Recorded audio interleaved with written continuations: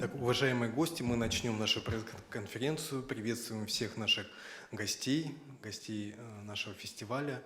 И, конечно, в первую очередь хотим поблагодарить организаторов, наших информационных партнеров, Сахамедиа за возможность предоставления проведения пресс-конференции в стенах нашего республиканского пресс-центра. Сейчас ведется интернет-запись всей нашей беседы, поэтому просьба всех выступающих, задающих вопросы, представляться и говорить в микрофон, поскольку для пользователей сети интернет важно услышать наше выступление в хорошем звуковом сопровождении, поэтому будем общаться через микрофоны. Коллеги, хотим поблагодарить всех, кто смог приехать для того, чтобы обеспечить наш межрегиональный уровень мероприятия. Мы в этом году встречаем гостей из 13 регионов России, и также к нам приехали наши мастера из 13 районов республики.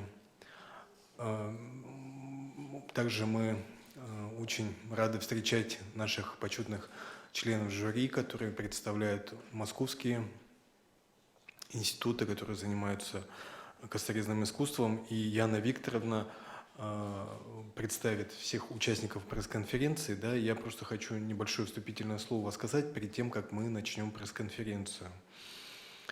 Мы также очень благодарны фонду президентских грантов, который поддержал в этом году наш проект. И действительно мы смогли при необходимом федеральном финансировании обеспечить проведение этого мероприятия, что очень важно. Мы благодарны нашим спонсорам. У нас также спонсоры были привлечены для того, чтобы обеспечить призовой фонд участников нашего фестиваля, нашей конкурсной составляющей по выставке.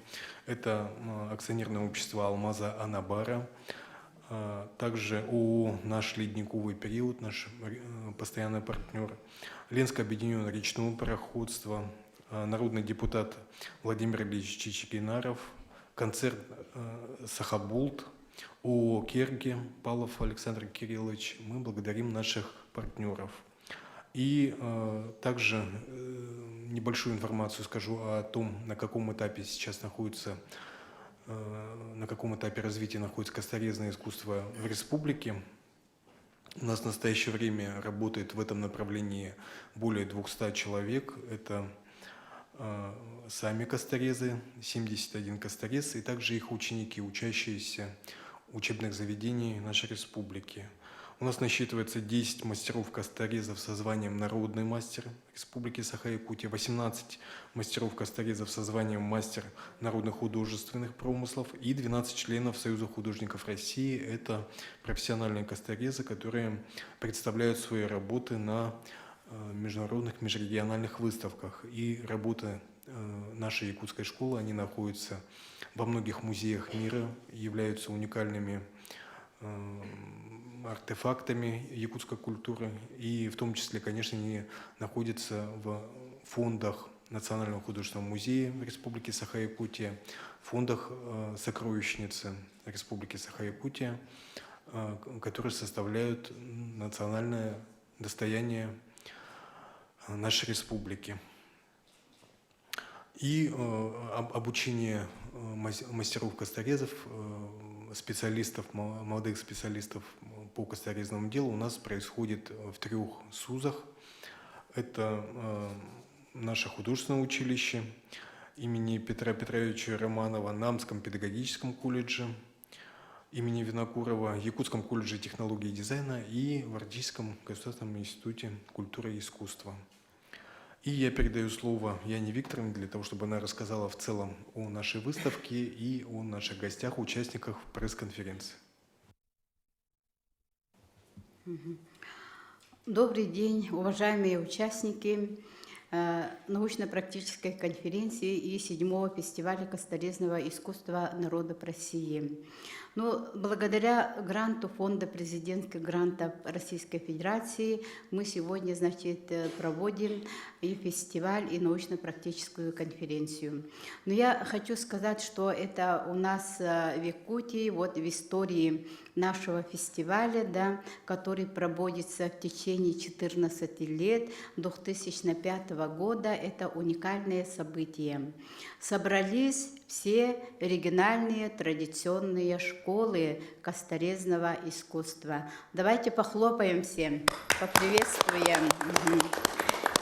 Это и Уеленская косторезная мастерская, и фабрика холмогорской резьбы по кости, и Тобольская фабрика резьбы по кости, и, конечно, наша якутская школа.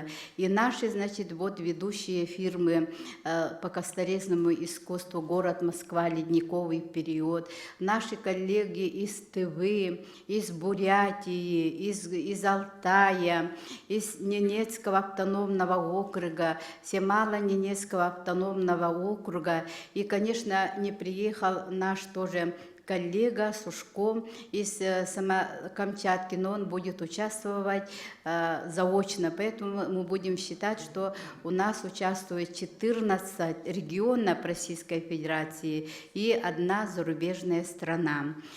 Программа наших мероприятий, конечно, в эти дни будет обширная. Завтра у нас в Доме правительства номер 2 начинается научно-практическая конференция «Традиции и современность косторезного искусства народов России». Но программа очень обширная, и я все зачитывать не буду. Мы будем разговаривать о развитии, о состоянии, о проблемах косторезного искусства не только в Якутии, но и в регионах Российской Федерации. И, конечно, о мамонтовой фауне. К нам будут присоединяются научные работники Якутского научного центра, эксперты, приедут из Союза художников России тоже, значит, эксперты. Поэтому завтра мы ожидаем, конечно, очень такой разговор, да, который, значит, будет, принята будет резолюция. Эта резолюция будет направлена во все правительственные структуры Российской Федерации и Республики Саха-Якутия и в регионы Российской Федерации. Поэтому обсуждение должно быть очень активным, очень позитивным, и мы, значит, к этому готовимся. С 18 по 20 октября у нас будет проходить 7-й фестиваль косторезного искусства народов России. Принимает участие свыше 100 мастеров, принимают работы, да, будет мастер-классы проходить, творческие лаборатории, выставка, ярмарка. В общем, должно быть все очень интересно, активно и, конечно, очень позитивно. Поэтому мы, значит, призываем сегодня и организаторов выставки, ярмарки, и участников, да, чтобы они привезли, конечно, они свои работы и будут, значит, вот в течение 3 дней они, значит, каждый регион будет, значит, делать вот свою интерактивная площадка будет работать, будет предоставлен, значит, бибин мамонта материал, да, и они, значит, для фонда эталонных образцов должны, значит, изготовить в течение 3 лет свою вот, авторскую работу. Мы надеемся, что фестиваль и научно-практическая конференция пройдет, значит, на высоком уровне, и надеемся, что город Якутск, Республика Саха-Якутия вам очень понравится. У нас и будут и культурные программы, и поездки по городу, и за городом, и, конечно, что вы, значит, хотите, вы можете свои предложения внести в организационный комитет, и мы эти предложения будем отрабатывать.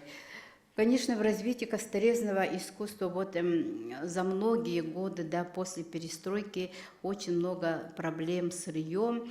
Это не только в нашей республике и в регионах вот Российской Федерации. Но об этом мы будем разговаривать. Но косторезное искусство является визитной карточкой не только нашей республики и, конечно, Российской Федерации. И будем ставить, что мы, такие мероприятия, которые будут, значит, в дальнейшем развивать и сохранять вот региональные традиции косторезной школы, значит, в регионах Российской Федерации.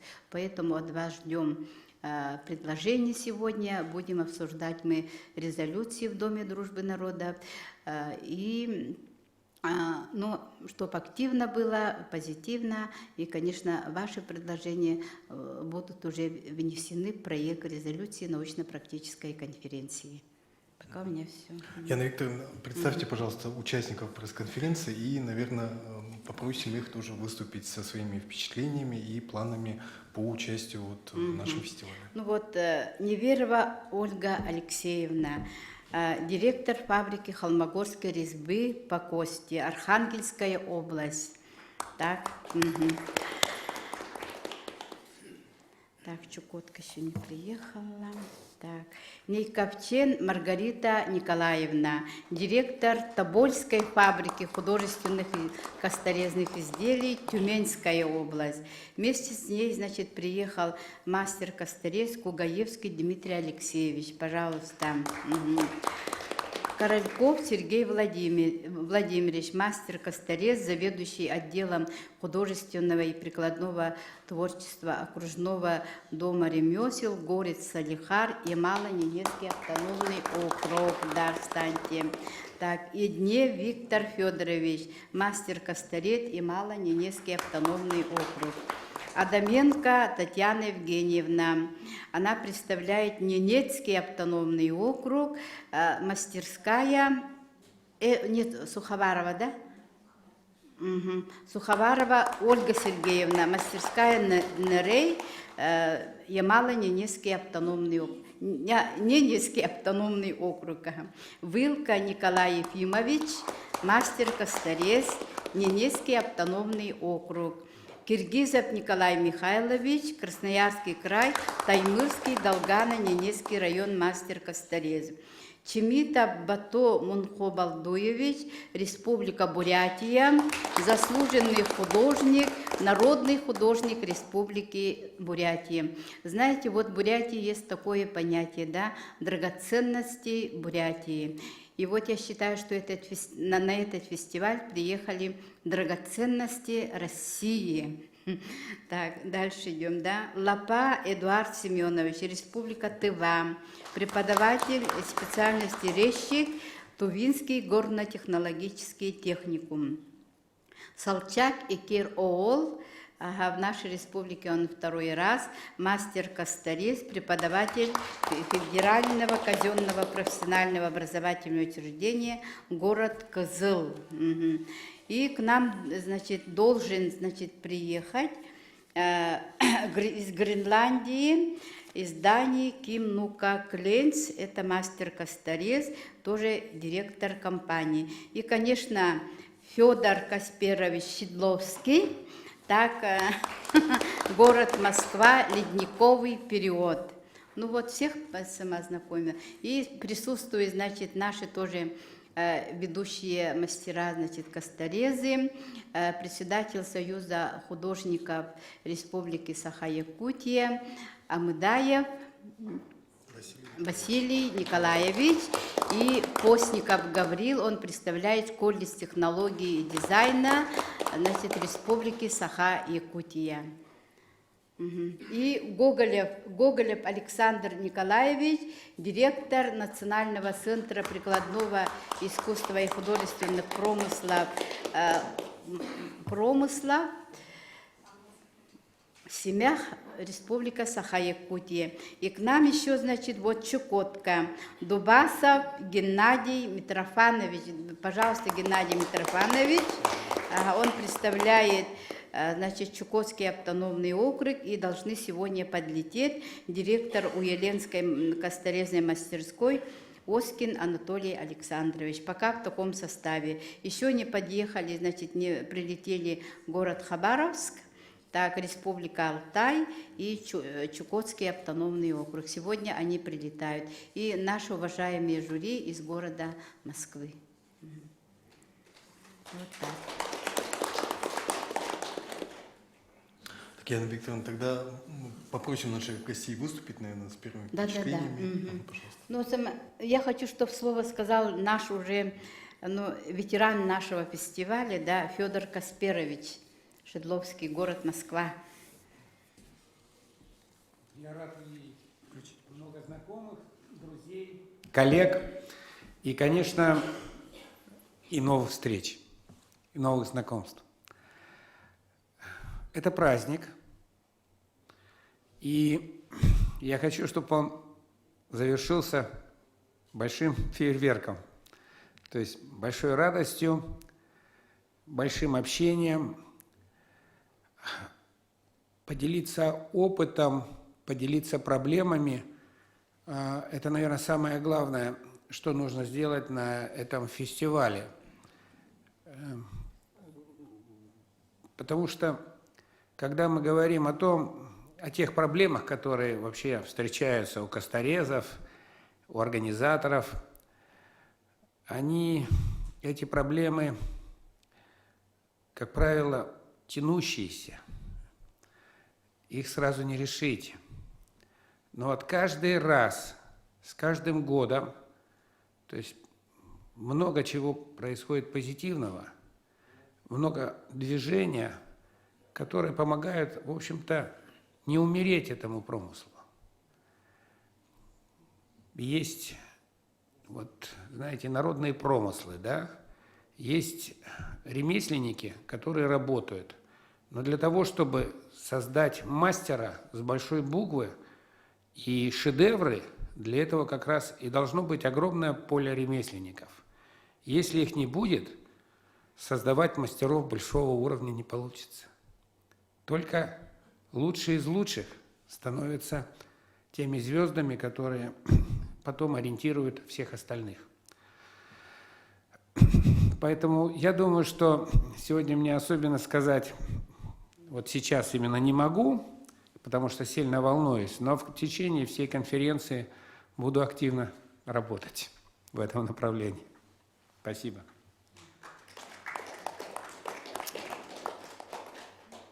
Послушаем Ольгу Алексеевну Невереву, директора фабрики холмогорской резьбы по кости. Пожалуйста. Угу. С приездом. Вот микрофон есть. Звучит, конечно, очень громко фабрика. Мы как открылись, у нас масса проблем.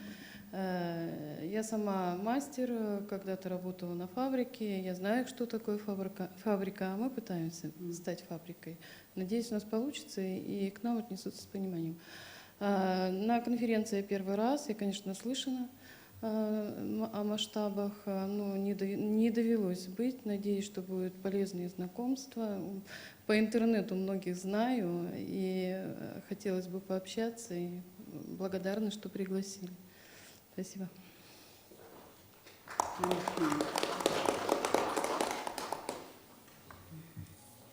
Так, и нашу уважаемую Маргариту Николаевну, которая прилетела из Тюмени, Тобольская фабрика художественных косторезных изделий. Добрый день, уважаемые гости. Но я хочу сказать, что мы жаловаться вообще как бы не привыкли никогда. То есть фабрике в этом году уже исполняется 90 лет. Вот, 90 и поэтому, лет. да, и поэтому вот как изначально она работала, там мастера были сильные, наверное, на слуху такие фамилии вы же, наверное, слышали: Хазов, Кривошеин, Обрядова, которые были, там у них работы были всемирно известные, и в музеях хранятся. И поэтому ученики вот этих косторезов, старейших, они до сих пор еще работают на фабрике. И получается так, что как бы все равно опыт передается именно, не обязательно даже иметь образование. Но сейчас, на данный момент, получается так, что в Тобольске нет вообще заведения учебного. Вот при многопрофильном колледже открылся у них одно отделение, по-моему, открылось, или класс один. И руководитель ко мне вот обратился, что с возможностью предоставлять ну, вернее, как, отправлять на практику к нам этих студентов, я, конечно же, их приму, и мы будем их обучать, подучим. А в принципе, вот поступления новых вот кадров из учебных заведений Тобольска у нас нет. У нас закрылся, последний был факультет, значит, худграф был при пединституте, он закрылся, все, и нет. То есть студенты бывшие, они у нас работают. И получается так, что на местах более взрослые косторезы обучают вот молодых. Но у нас, значит, в коллективе около 40% получается все-таки молодых людей до 40 лет. Поэтому у нас еще есть пласт такой, с которым мы можем прожить. Но и взрослые люди, пенсионеры, они все очень хорошо выглядят. Вот кто к нам заходит на фабрику, никто не верит, что возраст у них. Люди все, очень коллектив хороший у нас, доброжелательный. И как-то вот в этой среде, получается, люди как бы делятся опытом, не прячут свой талант, пытаются помочь. И я как-то это все приветствую, вот стараюсь их обучать. То есть выделяю средства, я говорю, как бы, мы не привыкли по жизни просить у кого-то. Вот сами зарабатываем и пользуемся своими средствами. То есть пытаемся обучать, где-то повышать уровень наших косторезов. В прошлом году мы отправляли, значит, в Ходьковское училище своих косторезов, посмотрели, как те работают. Ну, вообще поучились там чему-то тоже, сами показали то, что мы умеем. Затем проводили еще прямо на территории фабрики, провели семинар. И бывший работник НИИ ХП московская, ей уже 75 лет, вот, мы ее приглашали, она у нас тоже проводила семинар. Как бы тоже, ну, интересно очень было людям, потому что времени, она говорит, в советские времена еще, когда приглашали их, то есть московские НИИ ХП, они регулярно приезжали, делились опытом, создавали новые какие-то изделия, разработки. Вот, и наши косторезы в дальнейшем их еще развивали. И даже делали лучше потом эти изделия, они не узнавали просто после того, как перерабатывали. Вот, то есть ее приглашали. Также я вместе со своими косторезами съездила в академию в Санкт-Петербурге. Значит, тоже мы 2 недели учились там. Специально программу под нас разработали, обучались, жили. Ну и кроме этого, там, естественно, посещали музеи для того, чтобы как-то кругозор людям расширить. То есть вот таким образом мы развиваемся. Вот. И как бы даже те постоянно наши косторезы участвуют тоже в ежегодных смотрах, конкурсах «Славим человека труда». Там же тоже съезжаются люди из разных мест, они смотрят друг у друга, как бы делятся опытом, общаются. То есть это тоже является как бы вот это соревнование, оно является каким-то мотивацией для продвижения вперед. То есть мы перед этим думаем, продумываем какие-то новые изделия, там, составляем композиции. То есть вот так развиваемся. И вообще у нас как бы работа так построена, что у нас 50%, мы делаем вот изделия народного художественного промысла, что основной темой, конечно, у нас северная тема все равно составляет. Как бы наши косторезы уезжали на север, тоже в свое время видели, в натуре оленей, смотрели, как это вообще в жизни происходит. То есть они могут перенести это на кость. Вот. И 50% мы изделия делаем, то есть вот на ходу от заказчика поступают заказы, и у нас люди вот разрабатывают их, то есть создают вот эти художественные образы, да, произведения на ходу. То есть вот у нас фантазия действительно там работает у людей, даже некоторые удивляются, приезжают. У нас, кстати, вот в этом году мы приглашали бывшего директора нашей фабрики, ему 90 лет исполнилось, Василий Иванович Грязнов. Я его приглашала специально с ним пообщаться, чтобы он рассказал вообще, какие времена вот раньше, как переживали. Было же ведь тоже так тяжело, когда не было бивня, то НИИ ХП в 60-е годы разрабатывал работы какие-то из цевки. И вот эти из цевки работы, мы на цевке до сих пор работаем, на цевке, из рога лося делаем. То есть я считаю, вот даже если бивня и не станет, но меньше станет, то все равно промысел не умрет. Я говорю, потому что люди умеют у нас из всего делать. Можете приехать посмотреть. То есть бивень, конечно, нам сложно без бивня, потому что это материал серьезный, и мы понимаем, что это полезное ископаемое. И мы, когда создаем эти изделия, у нас 2 салона. При фабрике салон и 2-й магазин мы открыли, салон-магазин в Тюмени, вот в августе месяце. То есть мы через вот это продвижение вновь как бы тюменцев мы опять мы просвещаем их, то есть просветительской работой вот этой занимаемся. Детей мы вообще, школьников, приглашаем к нам на предприятия бесплатно. музей создали еще в апреле месяце, то есть не создали, воссоздали музей фабрики. Приглашаем детей и студентов и школьников на бесплатной основе городских, для того, чтобы они хотя бы знали уже с детства о том, что производство это в городе есть. Им очень интересно, но вот прям вообще с таким интересом они приходят, мы им показываем, как вообще создается изделие от начала и до конца. Вот. Ну и теперь вот пытаемся через тюменского покупателя все-таки выйти тоже, для того, чтобы их как бы вновь, чтобы они полюбили эти изделия, потому что они отвыкли от них, они просто подзабыли. И заходят в салон и удивляются, насколько это красиво. Мы им объясняем, что это изделие создано для души, для того, чтобы, действительно, это какие-то внутренние человеческие чувства раскрываются. Это же не просто так человек, когда вносит это в дом. Вот таким образом. Ну, конечно же, хотелось бы, основное, конечно, основные два вопроса, которые для меня как руководителя существуют. Раз у меня 54 человека работает, это ж не просто так, 3 костореза сидят и работают. То есть их всех нужно обеспечить работой. У нас есть такие заказчики серьезные, с которыми мы работаем. Из них Сибур Холдинг, там, ЮТР, еще там ряд серьезных, которые постоянно у нас, правительство Тюменской области, делают заказы. Вот. Но как бы для того, чтобы то есть я должна обеспечить, получается, мне нужно коллектив для того, чтобы это содержать, конечно, работа нужна, но для того, чтобы, допустим, заключить серьезные договора какие-то на комплекс, серьезный договор на поставку продукции, то должен быть материал, чтобы поставка была серьезная. А мне, получается, лицензии я получить не могу. Я звонила здесь в вашу республику, здесь узнавала, каким образом вообще производство. Мы же производство. И мы же не просто какие-то, я говорю, 3 человека, а у нас серьезное производство.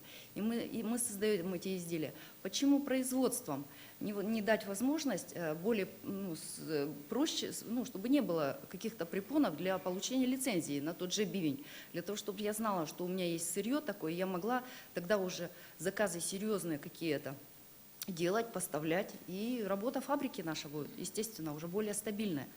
А так сейчас приходится на плаву быть, потом... Лицензия? Да.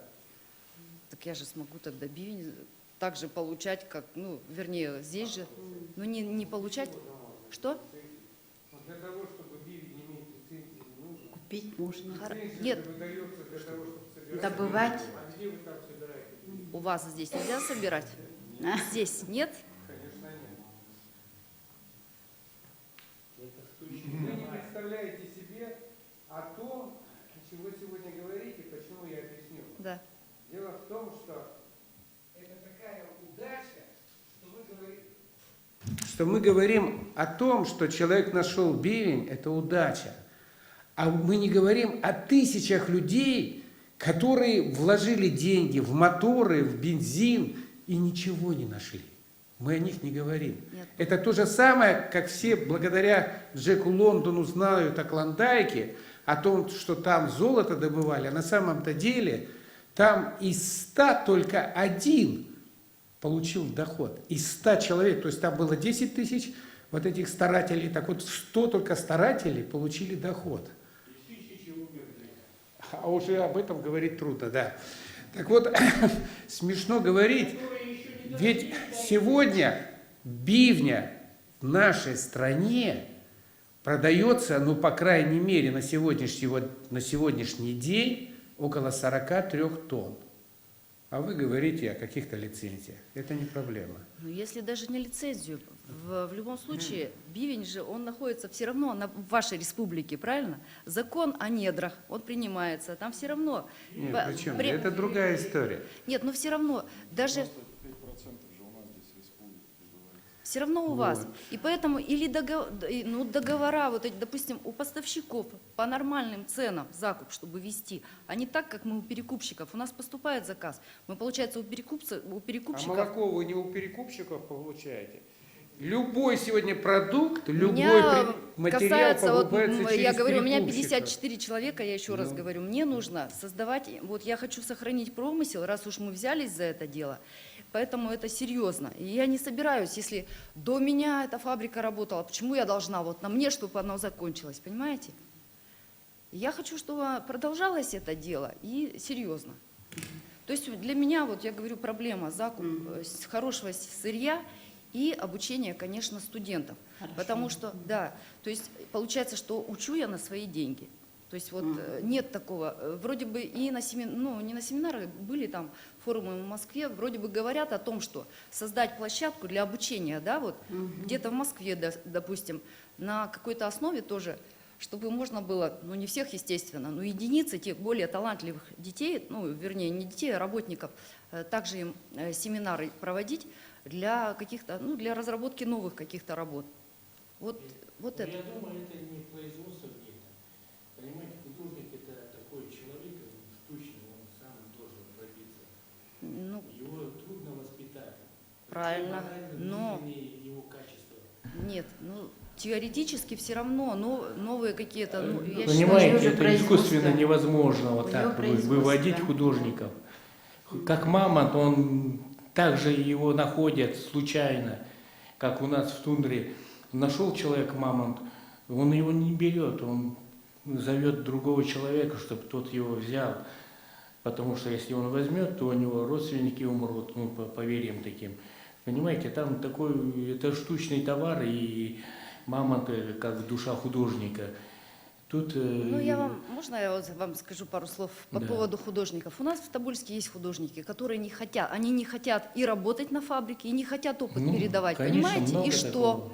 Так лучше тогда молодых подучить. Вот я вот это, понимаете, Ну, хочу понимаете, сказать? все проходящее сейчас, все, но время меняется, все меняется.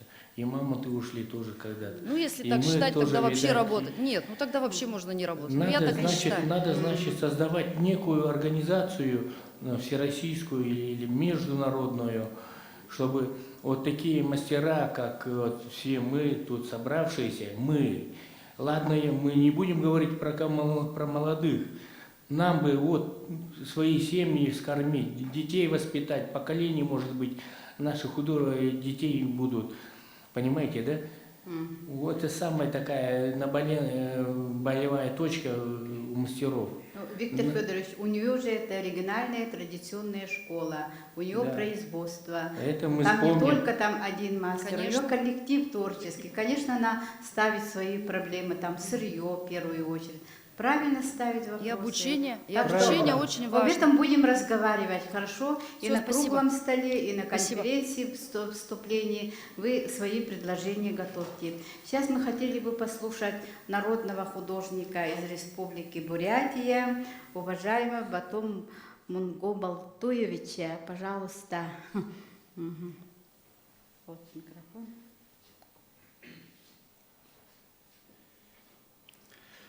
Во-первых, я хочу поблагодарить организаторов этого фестиваля за приглашение, потому что это впервые для нашего бурятского искусства. Буду представлять художественную резьбу Бурятии. И, конечно, здесь очень много возьму, увижу. И, естественно, с утра, как встал, почувствовал ауру, сразу с коллегами, и интересы вообще. Сразу почувствовал, что нахожусь среди своих братьев, можно сказать. Я костарец один в Бурятии, поэтому мне очень интересно будет показать свои работы бурятского искусства и оценить. И, конечно, критика должна быть тоже емко. И мне очень приятно услышать здесь представителей Холмогоры, Тобольска, потому что я, когда молодым студентом был на практике месяц в Холмогоре, потом в следующий год ездил в Тобольске.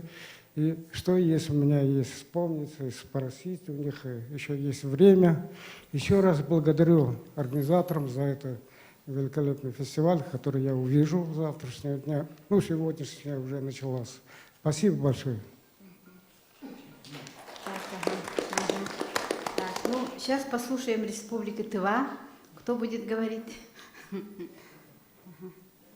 Лапа Эдуард Семенович, да? Ага. Экер-ол. Экерол. Я хотел сказать сначала большое спасибо за ваше приглашение в нашей республике. На самом деле, наша республика развита только камнерезное искусство. У нас косторезное дело вообще никто не занимается. Вот в последнее время, 2009 года, мы с лопайдиком начали только. Пока в данный момент вдвоем мы только занимаемся. И вот тоже есть молодые люди. Ну, у них нехватка тоже в материале. И поэтому в основном все мастера переходят в камень, традиционные. А так, очень рад, что... Ну, на фестивале ознакомимся с вашими работами. Да. Очень надеемся. Спасибо. Так, слово хочу я сейчас, от гостей, которые прилетели у нас 15 числа, рано утром. Это Суховарова Ольга Сергеевна, Ненецкий автономный округ. Пожалуйста, Ольга Сергеевна. Мастерская на Рей у нее. Я рада Молодая предпринимательница, молодец. всех приветствовать. Очень тепло встретила Якутск. Нам очень здесь нравится. Мы здесь уже с понедельника. Мы молодая мастерская. У меня молодой мастер Николай, очень талантливый. Мы не производим массовые изделия, то есть у нас нету массовки, нету таких вот объемов. Николай делает индивидуальные работы. Каждая работа, она уникальна, каждая работа — это его художественное воплощение, его идей, задумок, фантазий. И ни одна работа друг на друга не похожа. Вот. И у нас в округе нету косторезных школ. Вот, к сожалению, у нас есть косторезный кружок. Это как раз Татьяна Адаменко, его руководитель, этнокультурный центр. Вот. Молодежь, про кружок, я думаю, что Татьяна расскажет еще отдельно подробно. Я расскажу о своем мастере Николае, о своих целях, задачах. То есть для меня важно, чтобы Николай, он вырос до мирового имени. То есть вот поэтому я не ставлю для себя цели именно как, может быть, предприниматели, то есть делать массовку, получать с этого доход. Для меня важна уникальность, индивидуальность и художество мастера. Спасибо. Слово предоставим Адаменко Татьяне Евгеньевне. Наша коллега, она представляет этнокультурный центр, город Нарьян-Мар. Здравствуйте. Здравствуйте. Здравствуйте, Гавриил Гаврилович. Я руководитель косторезного клуба «Белая кость». В свое время этнокультурный центр поставил задачу, не то чтобы возродить, правильно сказала Ольга, у нас не было никогда школы.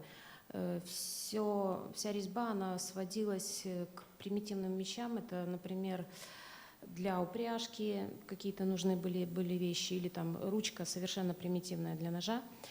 И этнокультурный центр поставил задачу найти людей, которые займутся резьбой по кости, и даже задача такая, это громкое слово, создать свою школу, а создать свой стиль.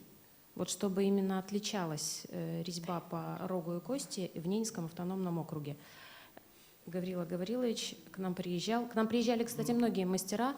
К нам приезжали мастера из Ямало-Ненецкого округа. У нас был мастер-класс. У нас рядом находится знаменитая Холмогорская, Архангельская мастерская. Затем к нам приезжали с Якутии, Гавриил Гаврилович. И как раз клуб организовался именно после приезда и мастер-класса мастера с Якутии. Вот. И в создании, можно сказать, клуба стояла Хабарова Галина Петровна, это то есть уже Холмогоры, и Якутия. Вот. У нас в клубе примерно занимается 12 человек, туда-сюда, но основной костяк — это 6 человек, 6 мастеров. Дети, молодежь, они увлекаются, но их как раз очень сложно привлечь. Они не настолько усидчивые, может быть, и они не понимают, потому что все-таки ремесло, все косторезы знают, это очень трудоемкое, и очень много надо терпения. Вот. А в клубе занимаются люди-мужчины, которые пришли осознанно. У нас все в основном не специалисты, а самоучки. И моя задача — это именно взять везде все, что можно, как говорится, информацию и материал, и донести до них. Я сама режу, но не так много. В основном руковожу, занимаюсь организационной работой. И вот, например, сейчас я как раз то, что мне было нужно, я услышала от директора Тобольской фабрики. Вот. И поэтому как бы задачи или вот как проблемы, я считаю, самое главное — это не лениться и работать, и практика. А материал найти можно, даже если сложно. Мастеров найти можно, даже если сложно. Информацию найти можно, даже если сложно. Даже вот я, грубо говоря, приехала сюда. Я здесь знаю, к кому я подойду, у кого я что спрошу и как я потом буду сотрудничать. Спасибо. Сейчас Киргизову Николаю Михайловичу попросим слово, да. Таймырский, Долгано, Ненецкий район, Красноярский край. Он у нас не первый раз, так что, пожалуйста, Николай Михайлович. Здравствуйте всем. Спасибо организаторам, что пригласили. Для меня каждая поездка в Якутию — это как поехать на учебу, не знаю, там, на мастер-класс какой-то. То есть набраться опыта. Очень рад, что встретил почти всех знакомых, кого знаю. Вот. Ну, я думаю, больше я расскажу на конференции, там, когда буду представлять. То есть я работаю в Таймырском центре народного творчества, то есть косторезом нас там 4 человека. Вот.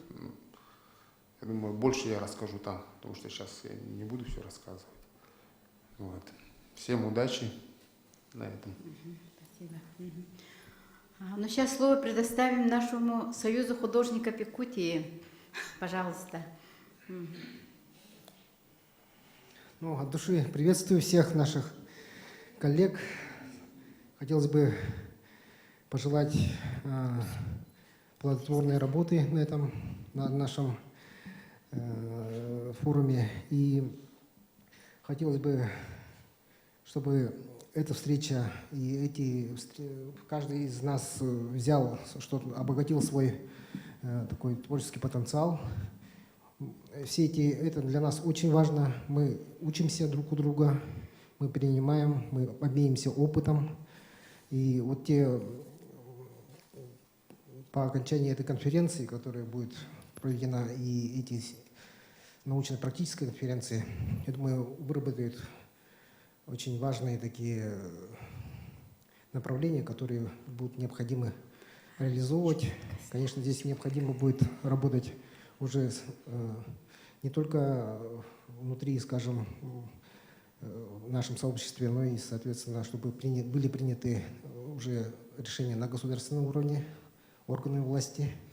Поэтому очень многие вопросы, которые мы не можем сами лично решить.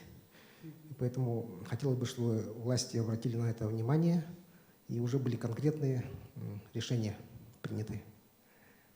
Вот, и я очень рад видеть наших гостей. Вот, еще мы, конечно, поговорим друг другу, пообщаемся, и наши мастерские приглашаем посетить непосредственно. Ну, то есть у нас будет очень такой, думаю, очень интересный разговор. Спасибо вам. Спасибо. Так, ну, слово предоставим Геннадию Митрофановичу из Чукотского автономного округа. Пожалуйста, Геннадий Митрофанович. Ну, я, наверное, в отличие от большинства, не представляю какие-то структуры. Я просто мастер-одиночка. Но директор прилетит в Ульяновской мастерской, он скажет о своих проблемах. Мастеров на Чукотке достаточно много, и в Анадыре, и в районных центрах. Проблем тоже хватает разного рода. И с материалом, и с помещениями. Ну, а здесь оказался я как самозванец-то, в принципе. Вот.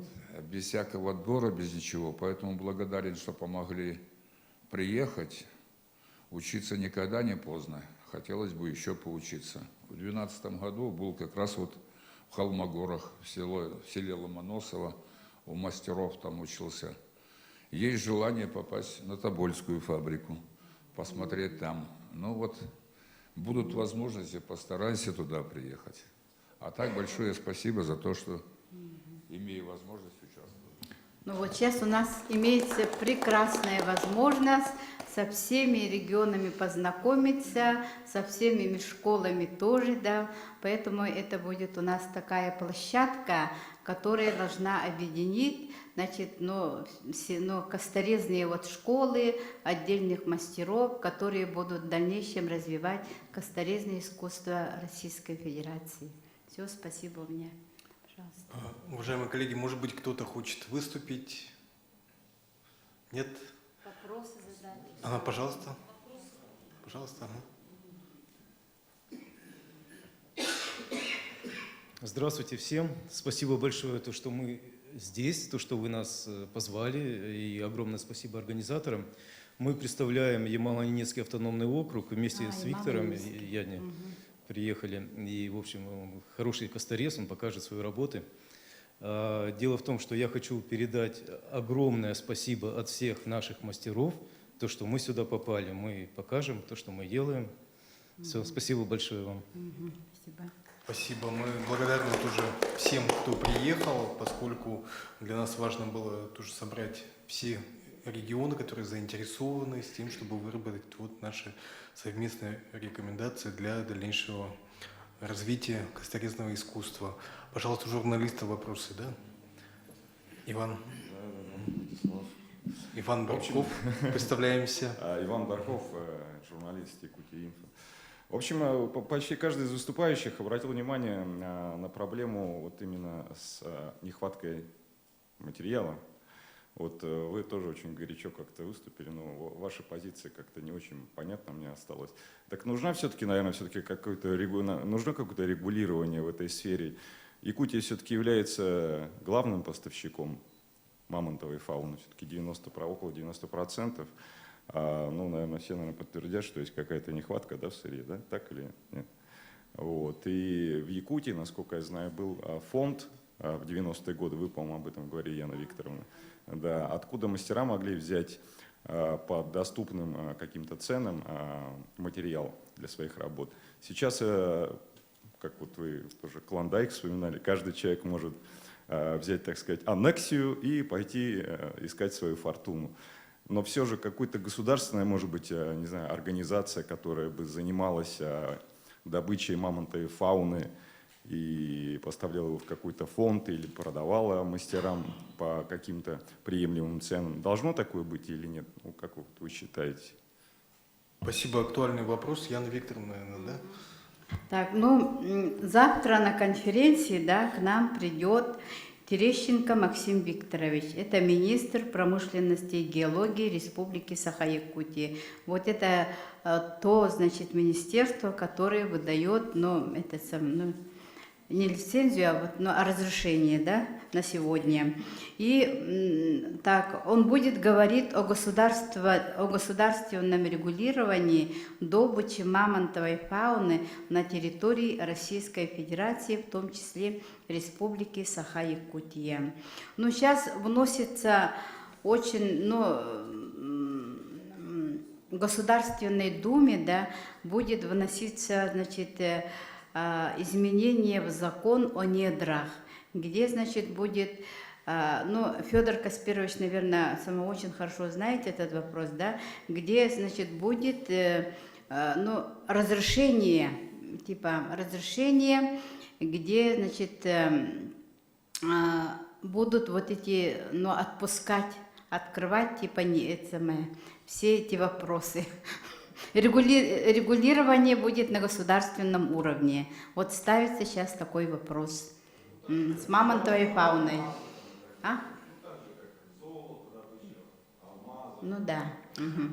Действительно, очень актуальный вопрос сейчас, и мы, конечно, должны воспользоваться этой возможностью, что мы все вместе собрались и можем обсудить и внести предложение консолидированное, поскольку и вот в этом зале, допустим, проводились круглые столы, вы помните, по поводу нелегальной добычи мамонтовой кости, и сейчас происходят изменения, сейчас новый механизм именно регулирования добычи мамонтовой кости, в том числе, у нас есть, допустим, предложение по поводу конфиската, который у нас тоже накапливается здесь в республике и потом утилизируется. Поэтому мы должны совместно внести предложение. И надо сказать, что наше правительство очень заинтересовано в связи с тем, чтобы обсудить это не только с теми, кто добывает и продает, но и с теми, кто потом работает, собственно, вот с нашими мастерами. У нас Ольга Валерьевна завтра планируется, курирующий зампред правительства, примет участие в научно-практической конференции. Председатель правительства очень заинтересовался выставкой, хочет подойти на открытие выставки и пообщаться с мастерами, поскольку он сам курирует этот вопрос по добыче мамонтовой кости. Вы знаете, у нас большая часть объемов, она идет на импорт. То есть вот как раз-таки, да, мы должны предпринять шаги с тем, чтобы защитить наши коренные промыслы. Пожалуйста, кто-то, может, еще хочет добавить на эту тему? Вопрос? Нет, пожалуйста, микрофон, чтобы да, пользователи сети интернет тоже могли слышать ваш вопрос. У меня, знаете, вот такой вопрос. 2 года назад я выезжал в Монголию и свою книгу. А там, чтобы для выезда, надо это, для таможни бумагу. Это Министерство культуры нашей. Вот в Министерство культуры в Иркутске я зашел, они мне сказали, потом ты в книге под изделие не пиши слово «мамонтова кость». Я говорю, как это изделие-то сделано из мамонта, и как я буду сказать, что не мамонт. Сейчас уже время такое, что преследует. Вот это вопрос у меня. Вот нефрит преследует, где купят, где это. И мне сказали, ты будешь, если выпускать изделие, ну, в смысле печати, не надо писать, что мамонтова кость. А то начнут тебе мешать работать, где купил, где взял, у кого купил. Вот это у меня стоит, у кого спросить, что делать. Или же могут меня запросто арестовать, что ли?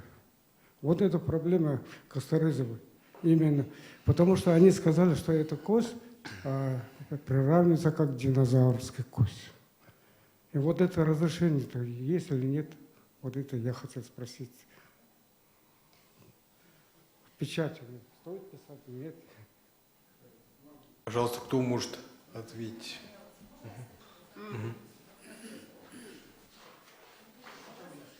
Пожалуйста, через микрофон, коллеги, я все время напоминаю. Так как мы покупаем, у нас же фабрика, так как мы закупаем у физических лиц, то есть мы официально, человек, физическое лицо, которое нам сдает на фабрику лосиный рог или бивень мамонта, мы ему перечисляем эти деньги с расчетного счета фабрики. Поэтому мы официально закупаем, нам разрешено у физических лиц закупать. А ответственность уже на нем, тот, кто вот продает, понимаете? Если у вас официально будут оформлены отношения, то вы купили его. Вот мы покупаем, нам, ну как, это же ничего страшного, это же ты официально, когда закупаешь. А вы...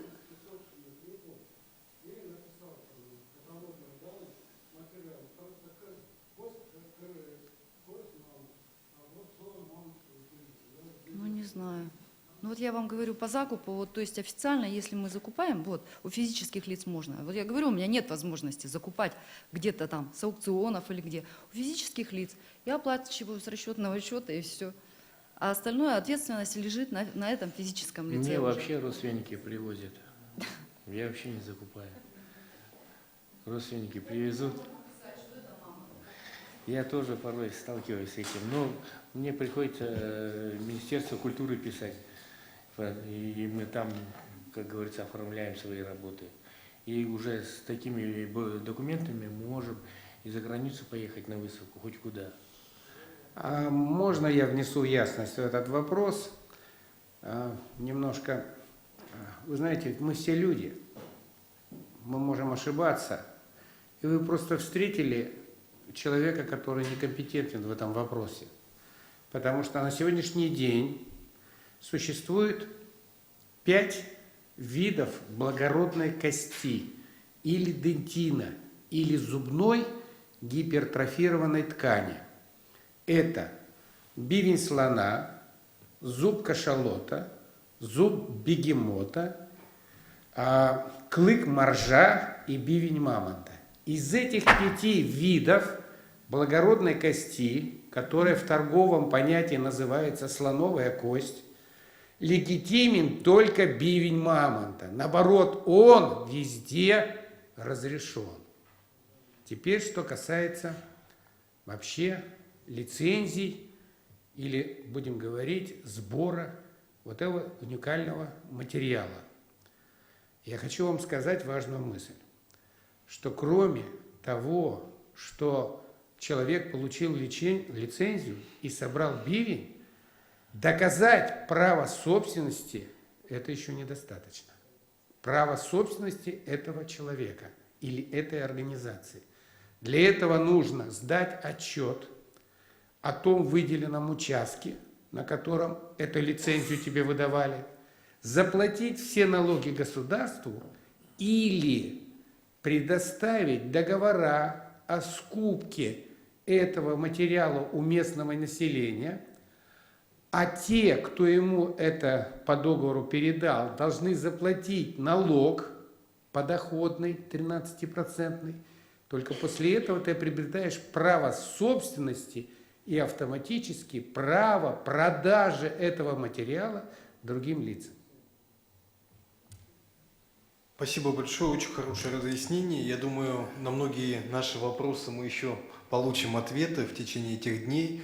И наша цель сегодняшней встречи – заинтересовать всех, кто хочет принять участие в обсуждении этих вопросов, все, кто смотрит нашу трансляцию через сайт Сахамедиа и через YouTube, тоже приглашаем принять участие и подойти на нашу научно-практическую конференцию, которая завтра состоится в течение целого дня в актовом зале Дома правительств номер 2, и также на выставку, которая будет проходить в течение этих дней и откроется 18 октября в Доме дружбы народов имени Алексея Алексеевича Кулаковского.